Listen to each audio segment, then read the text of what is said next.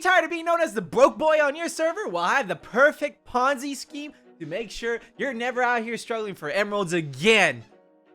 If you enroll into Fused Farms today for a very low fee of 100 likes and comments, you'll receive a lifetime membership to our tutorials.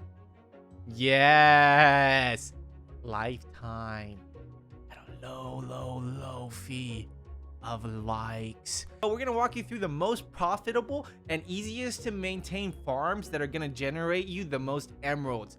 There is a little bit of a twist. We might just have a little bit of a villager dungeon going on that we're using.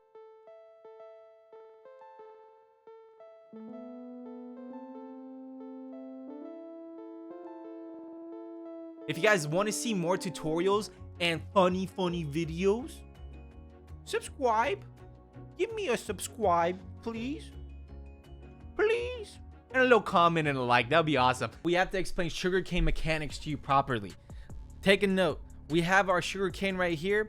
If we go to place it, we can. You want to know why? Because it's next to a water source.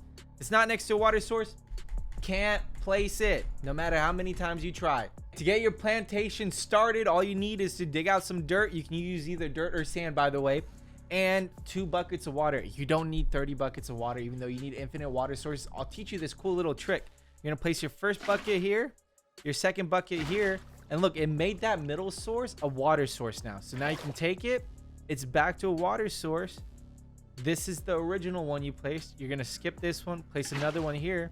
Look, infinite water sources. You don't have to keep refilling your buckets. Your sugarcane has to be next to a water source. Here, take a look.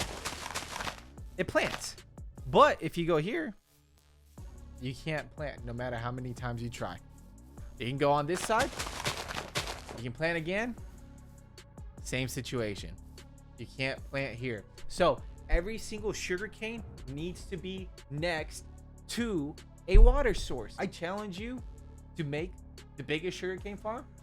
Tweet it at me. Link in bio. Self promo. I know. I'm getting good. You have your sugarcane set up. It's growing. Now you can work on actually getting those villagers so you can trade them. It's super easy. What you want to do is get your packed ice, blue ice, or normal ice down. Either one works. I like using blue ice or packed ice. I don't know. It looks cooler. You have your first villager there right here. All you have to do is plop down a boat next to them. They don't like to behave sometimes. They're kind of naughty. Pop it down next to them. They go right in. You can actually jump in the boat with them. Turn around. If you're really far distance, you can travel through the nether. Pretty easy. But when you're on the ice, it goes zoom. It's just really important to make your ice double wide. If you drop them potatoes, they'll eventually breed.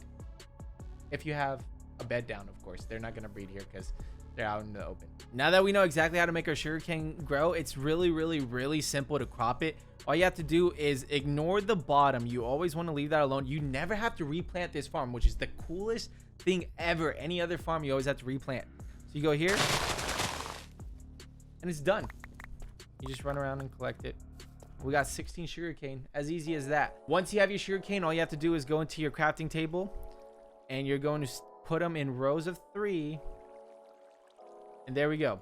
You have 15 paper now, and your paper can go and trade your librarians for emeralds. If you do this long enough, you become very rich on your server. This is from about 2 weeks of playing Minecraft. Not a lot of time. I wasn't even harvesting all the time. Imagine how much you would get if you made your farm even bigger. To make a villager a librarian, we only want librarians, by the way. To make a villager into a librarian, you need a lectern and a bed. You guys notice the spacing? How the stair literally touches the block next to the bed? That's perfect because it allows you to actually be able to trade them. If you go 1 block further, you can't reach that trade anymore when they're all the way back in bed. It's so annoying. You don't need space between the beds. You can literally do bed, lectern, bed, lectern, bed, lectern. You want to make sure there's enough beds and enough lecterns for each villager you want to have. In order to get your villagers to do the breeding, wink, wink. God, did I just wink? Oh my God. Who am I? All you have to do is drop them some potatoes. And not miss. Why? What is it hitting? There we go. Now, my villagers actually won't breed because I have just the right amount of beds and lecterns. And to be honest, I don't need more for the size of my sugarcane farm. I actually have plenty. It's going to be loud.